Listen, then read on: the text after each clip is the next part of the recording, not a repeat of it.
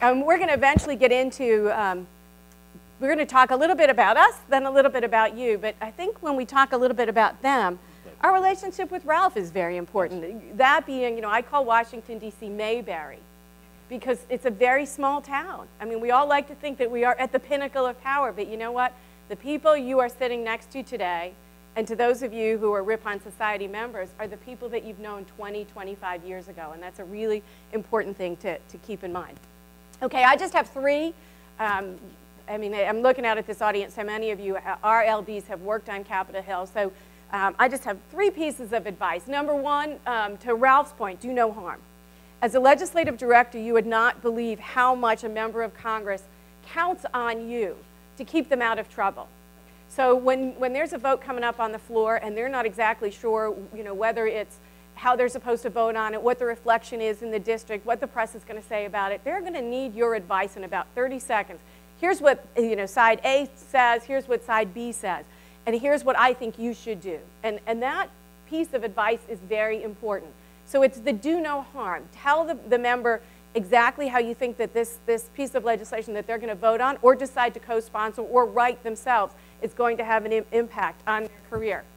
And I think what you need to do as LDs in particular, because it comes more naturally to the press secretaries and it's something that the member has to deal with all the time, no matter what you say in every occasion, whether it's to sponsor, co-sponsor, debate for or against, when you give that piece of advice, put it in the context of, my boss is now debating his or her opponent 3 days before an election and this comes up.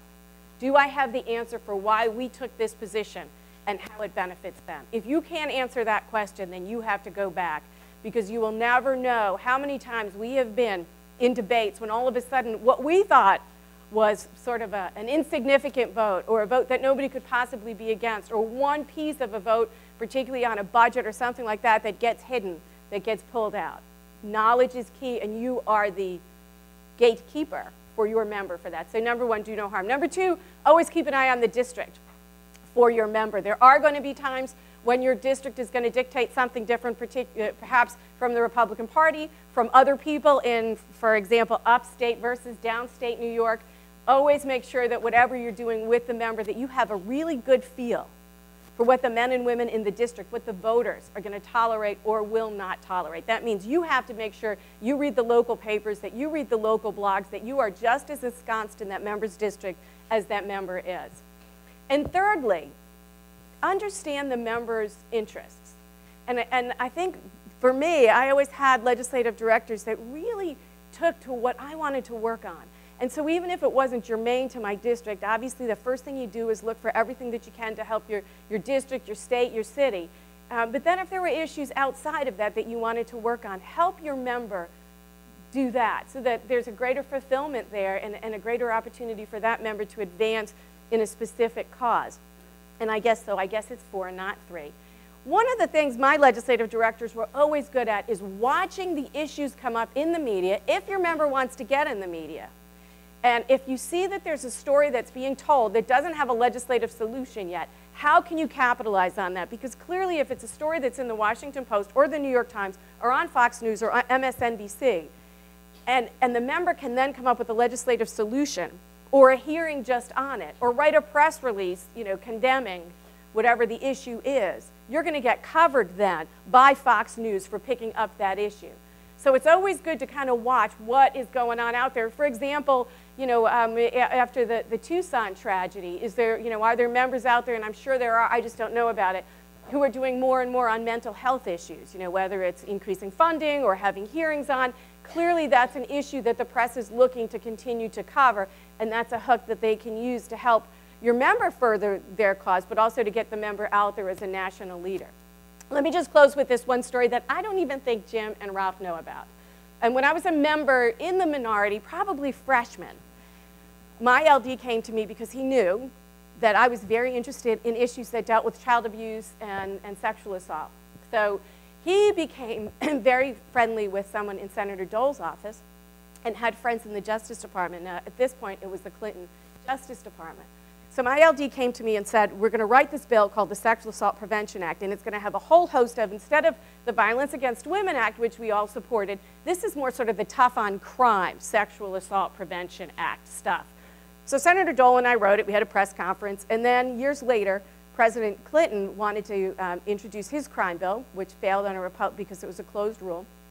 We picked pieces of that to go and try and negotiate. One was called prior rules of evidence, and that was something that we would talk about all the time on the House floor, that in cases of rape and sexual molestation, that prior rules of evidence could be entertained and not deemed inadmissible. I mean, this is like, I'm talking 7 years of a bill we introduced. It was a good thing to in relationships with Senator Dole. It gave Republicans tough on crime, pro-women talking points. It was all good. Then all of a sudden, we have this amazing opportunity to get this in the crime bill. I had to go and negotiate every day with Joe Biden, who was in the Senate at the time. And eventually what they decided was that they would put the language in, but it would be activated after the judicial conference voted on it, which we knew they would vote against.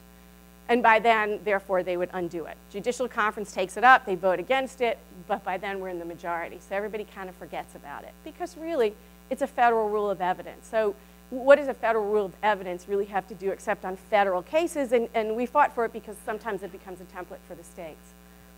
3 years later, I was called by New York Magazine because the Monica Lewinsky papers were opened up, and it turned out that that rule of evidence was used to allow Monica Lewinsky's testimony to be admissible in the Paula Jones lawsuit.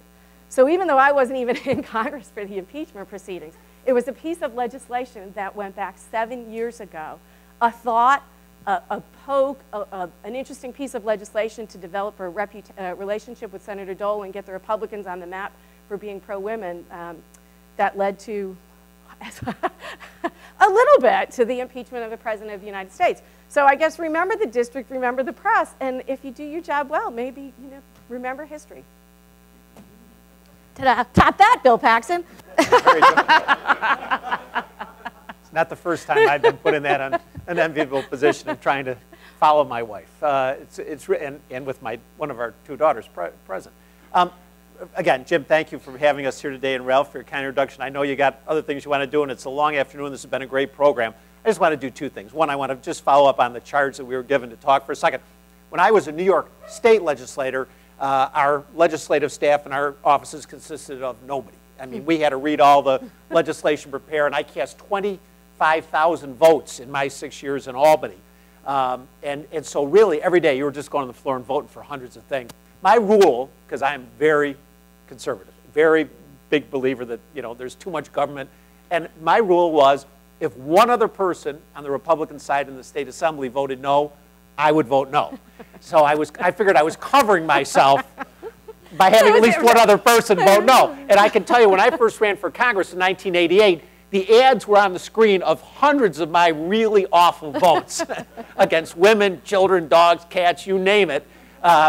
So when I got to Congress, my then Chief of Staff, Maria Sino, who some of you have worked with over the years, gone on to great things, and my other folks in the office said, Bill, that is not the strategy you can employ and survive in the Congress of the United States. So basically we came to, my LD and I, came to an understanding. And my LD then is a guy named Dave Marvintano, who many of you may know. He runs the Fluor Corporation office in Washington, D.C. He's had a great career, somehow survived working for me and moved upward. But the fact is that we came to an agreement, and then Paul Scalise, who followed him, who's now over with us at Aiken Gump and used to be with the House Commerce Committee, we had an agreement. They understood philosophically where I wanted to be. They understood where I thought I needed to be on the issues. And, they would say to me, do what you want on this, or here's what's coming up. And the only time they throw themselves in front of the bus is when I was going to cast a vote that was really going to destroy my potential to win. And they understood that in my district in upstate New York, that could happen any day because I was far to the right of my district. My point here is having a deep understanding of where the members really personally want to be. Not on every vote, but in an overarching philosophical sense. Because then you can allow the members some leeway. And the other thing I learned was, and I'd started out as a county legislator years ago, that if you could rationally explain to constituents where you were and do it in a sentence or less, you were usually going to be okay. Even though, again, I was so far to the right that I was to the right of Dick Armey Tom DeLay and Newt Gingrich in the House, but I came from New York. I could survive because my LD would constantly put those votes, when they were really on the cusp and a tough issue and I might have problems, was able to synthesize it back down to an easy explanation for me to be able to go back to folks in my district and explain it. So bottom line is, Susan's giving you, I think, some good, solid arguments, some talking points and some ideas for an LD. But from my perspective, the key thing is letting the member be the member, not trying to make the member into something he or she isn't, but also helping them to be able to explain it and work it back home in their districts. And I think those are the important things. One other thing, I just want to do this, Ralph, for I want to just talk about something that's not on the agenda for 2 minutes. It's called exit strategy. How many people in this room, LDs, raise your hands, expect to retire from the last job they ever had? They're going to retire as an LD in the House. If you do not have in your mind that you're constantly reviewing an exit strategy, you are going to be retiring someday from this job, but it ain't going to be your last job. That is not an exit strategy. Every day, and I'm sure it's true with Ralph or Jim, Susan, I, and other people as I look around the room, we end up counseling folks whose members have suddenly left office for a variety of reasons, who lose elections, we lose a majority, something happens, they're out, and people come to us and say, where do I find a job? What do I do? And I look at these bios, and we all do this, and say, if you'd had a little time and thought it through, you could have better position yourself. And I just want to say for my friends who are LDs, you are right in the center of all the action. And it's a very intoxicating job. I've never said that I regretted being in the Hill. People say, aren't you glad you left? Never, not a day. It's a great job. But you can get so caught up in it, you never think of where do I go from here. Just a couple of things quick to think of. Network is not about a TV show. It's what you need to do. If your entire relationships are within your office or a few people on a committee staff, you are not doing yourself justice. You need to network every day in this town, number one. Number two, find a niche to market. In addition to all the other things you do, find an area that your member may be interested in or you may be interested in, and dig deep so that when you get ready to leave, particularly if you're going to stay in town or even go back home and find a new opportunity, that you have a specific area that you are particularly well versed in. In the past, we always say downtown, writing skills are important. Writing skills are important, but the most important skills today are doing all these things, and social networking, new media. So it's a little more of the job of your communications director than it used to be, learning those areas, and because on K Street, downtown, those are really marketable skills. Add value, very important. Continue to add value. Again, it's great if you're an LD and you're working for somebody who's moving up the leadership chain, but the worst thing in the world, in my opinion, and I can say this because I was a member and I had great staff, but they were smart enough never to have their last name be Paxon.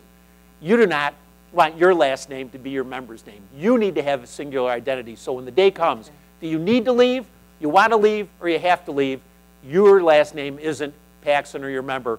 You have an identity, and you can add value to that all the time by whether it's additional education, volunteer experiences, or other activities. So you build out that biography. As important as that member is, when they are gone, believe me, they're gone. We've all experienced that. I always put a plug in for working on the political side. I think it's very important, and most of the people on my staff volunteered. I didn't have to ask them or encourage them. They went out and did the political work, and in this town, that's important. Make up a list. If you had to leave tomorrow, who would the first 10 people be that you reach out to? If you can only come up with 5 names on this list, you're not doing what you need to do to prepare. And last but not least, was don't make your member's name be your last name. I say these things because you're bright and talented folks. I know some of you, I'm sure, as I looked at the biographies and the qualities you bring to that member, you folks are really, really going to have great experiences, and many of you already do on the Hill. But you are not doing your member service, or yourselves, or your families, or your future families, if you haven't looked down the road also at an exit strategy. Okay. Mr. Hellman, sir. Great. We're going to take...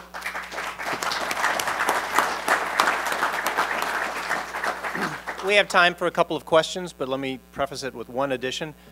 What I've learned, and Jim is actually one of my role models, is be nice to everyone. Yeah. You can, I mean, there are people who are sitting at the front desk in the office next to you, and you know they're going to be the chief of staff. Heck, there was an LD that I was working with a couple years ago turned out to be a member of Congress, Jamie Herrera. I mean, you just never know. Be nice to everyone. It's the right thing to do, but also in this town, it really just, you know, if you get a call, return it. You know, maybe you don't return it that day, you return it the next day. If you get an email, try to return it. If just be nice to everyone, that always works and always helps in the future. So we have time for a couple of questions. Does anyone have anything for Bill and Susan? Right over here, Will. Ah, down here. Sorry, Brian. Thing you missed most? Would you want to go back in? Go ahead. No, you go first. Loved it. Greatest job in the world. Always wanted to be in the House since I was 10 years old. So I didn't leave because I didn't like it. We left. We made a decision. You know, we wanted to have kids. As some of you who are old timers may remember, we did have the first and only congressional child. Well, I'm going to talk about when we were married in Congress. Susan delivered our daughter, Susan Ruby Paxon, in 1996. We decided after that, look, you know, we both were multi-generational office holders. Someone had to break the cycle of government dependence, and we decided to go in the private sector. But the answer to the question is we enjoyed it. I think I can speak for both of us. A great experience. Loved every minute of it, and no, we would not go back. Closed the door on that the day both of us left. Although they wanted Susan, the senatorial committee talked to Susan about running for the Senate last year, and I think if Susan would have won, she would have won in New York. But that's... You know, there's so much of this job that in this town and politics and, you know, government and media that I just love. But there's also that part of it that nobody appreciates, and I'm not saying it because I'm saying to the choir, of the time. And not just the time. You know, since I left, I, you know, sometimes had 3 different responsibilities. But I do have some flexibility. And I think that 100% devotion, which is really required, you know. I mean, if there's tragedies in Egypt and you have to, you know, get together for a hearing to be briefed, you know, if you're on a transportation committee and there's a massive accident, you know, you're going to go in no matter what's going on. So the calling, you know, it's to be able to, there's, you know, times certainly coming from New York right after 9/11. You know, it was one of those times when you wanted to sort of, you know, pick up the pitchfork and, you know, run to the Capitol and say, I can serve too. I mean, because of the work that you all do that is so important. But because of the hours and the lack of flexibility and the people you work with. I mean, you know, you work, and to our point of, you know, being nice and having a good strategy. I mean, some of the people we work with are still our closest friends because I just think you get to work with such smart, good, exciting, nice people that you want to stay in touch with them. So I do miss the people. I do miss the pace. You know, I miss the opportunity to see something on TV. You know, like all these stories of, you know, trafficking of young females, and, you know, just kind of have to just be upset about it as opposed to walking in the office the next day and saying, what are we going to do about it? I mean, there's that kind of ability to hopefully make change that you guys do all day that is a little hard to let go of, but, you know, then we make change on a different scale. Question back there? For any of us who are coming in as new members, if you remember that far back, can you maybe discuss what it was like from a member's perspective coming into Congress, and things that were helpful, and, you know, things we can do to try to help figure this out? Good question. You know, I think a lot of just it's so funny because Ralph and I have a daughter, and Bill and I. We have our daughters all go to the same high school, and they just started high school. And in so many ways, the things that they're concerned about, you know, I think are the things that members, you know, first getting started have to be concerned about, and that is, you know, sort of those first couple of months not making mistakes, and finding out who your member wants to be. Is it, you know, is the member going to make his or her way through committee, through leadership, through the media, through legislation, or through politics? And sometimes it's hard for a member to figure that out on their own, and I think they do need that feedback. And that can change, but I think the sooner they get the feedback from somebody who has been on the Hill, particularly if you're LDs who have worked on the Hill, that kind of, when I say high school, you know, the way of, well, here's who you need to call. Here's the relationship that I have that I'm going to leverage for you, is really invaluable for a member who thinks they know it all, but really when it comes to, you know, being in the United States Congress, you know, in the middle of February, it's like starting high school all over again. And you can be very helpful in making sure that, you know, they're assessing the right way to deal with people, and the issues that come before them. So it's really just lending them your relationships. I think you've been given a much better opportunity for success than the class of '94. When the class of '94 was elected, you know, '95, many of us were involved, 100-day death march. Everybody was exhausted. It never ended for about 2 years. Members didn't get home. It was really and I was part of leadership. I'm not blaming, you know, anybody else. We were all there. But you know, this leadership has learned from that experience, and I think this helps you because you get a week off a month. The member gets to go home, and you get a week off from your member a month. I think that it's very important to realize that, having been a campaign chairman, the biggest mistakes members make are when they're exhausted, their staffs are exhausted, and it's the beginning of the first couple of months that you're here in Washington. That's when the mistakes that the DCCC are going to bang to throw against the member down the road. So the most important thing you can do is slow everybody down. Everybody's got to do everything right away. Hey, we all want to change the world.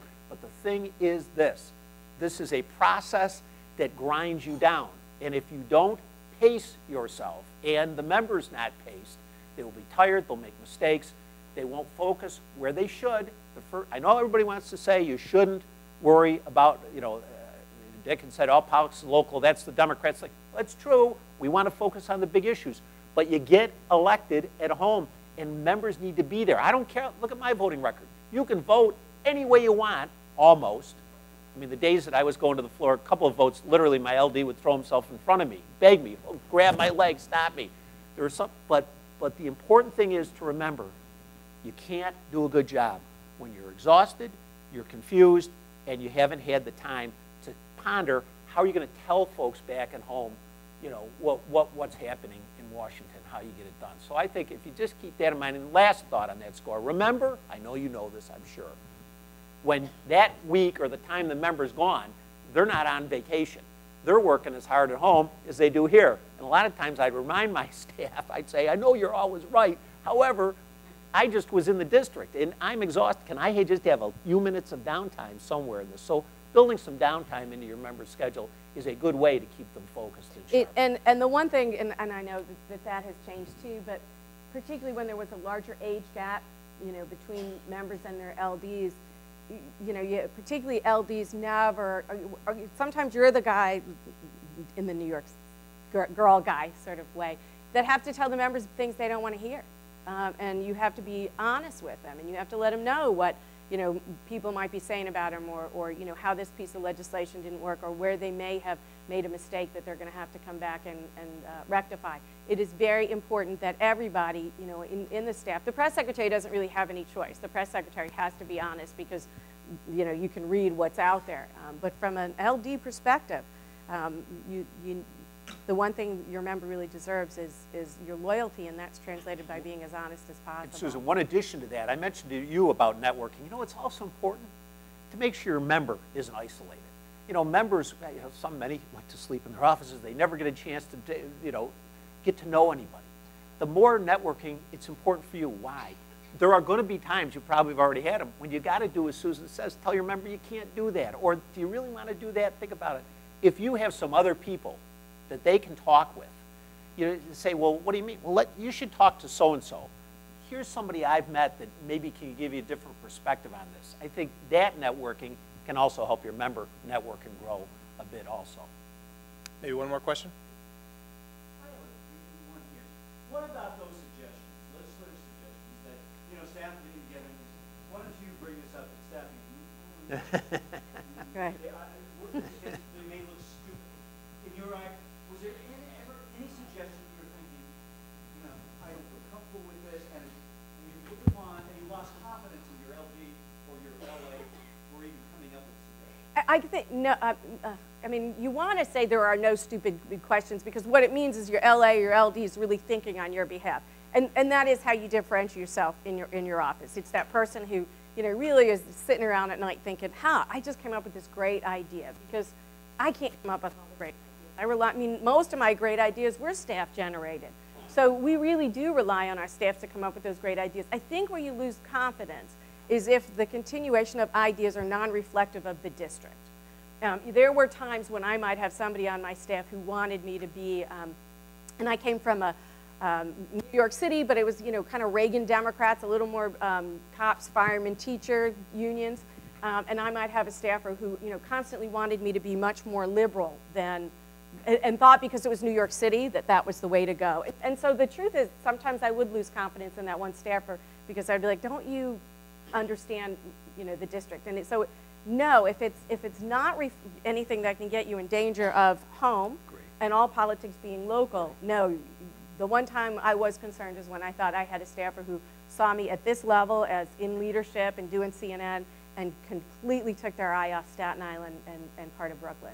That's the only occasion. Other than that, I think in terms of, here's a problem that may not, you know, fit the aegis of, I mean, the prior rules of evidence was, you know, something, again, that I have a friend in the Justice Department who doesn't want me to use his name because he worked for President Clinton, but he thinks this is a real problem and a real issue and we can, you know, jump on it. Wow. I mean, who knew where that was going to go, but just in terms of providing myself and then our party, we know was sort of a mantra in terms of how we were, you know, protecting women and women's rights in an area where the Democrats were a little sleepy. I mean, some people would have heard that and been like, that's just crazy. So no. No, I would just totally agree with Susan, as I always do. And I want to make one comment before we close, and that is this. You know, I know you've heard from other people, probably talked about this today. What this Congress is doing is so exciting for those of us who've been involved in the process. As I say, and many of us here were involved in the 90s and got that majority. You know, we had never been in the majority. We made a lot of mistakes. I think we did some things right, but we made a lot of mistakes. This Congress and this leadership team and the members have really figured out and learned a lot of lessons from that period. And I think that it gives us the greatest opportunity for success. And to have the House under Republican control with the type of leadership you have, and the rank and file members, and particularly the freshmen walking in, who I think are much more, much better prepared than the class of '94 for this process, I think is terrific. And as American citizens, forgetting our role in this town today, what we do, we tip our hat to those of you who are there on the front lines today. It's just incredible. And as parents of young kids, not so young kids, teenage kids, groaning, closing your eyes, my father's embarrassing me. Their future is on the line. These are really tough decisions, much tougher than had to be made during the 90s. And we tip our hats to those of you who are out there doing this at this very important time in history. Thank you. And I want to thank Ralph for doing such a great job, and Jim. Ripon, when we talk about all these things, if you have questions, if you have concerns, networking, Ripon has really grown into an organization that you can trust in terms of doing all those things, and we've been really flattered to be a part of this. And I guess maybe to go back to your question, to tie it in, when we look at this class and we look at this time in history, there are moments when I kind of wish I was back there, because I do think that as a group, you know, this Republican Party is going to make some very important historic decisions. So we want to congratulate all of you for being a part of it, and Jim and Ralph for letting us be a part of it for 20 minutes today. So thank you. Great. And before Jim gives some closing comments and tells you what's next, or that there's not much next, I want to thank you guys for coming. Thanks. Thanks, Ralph. Thank you.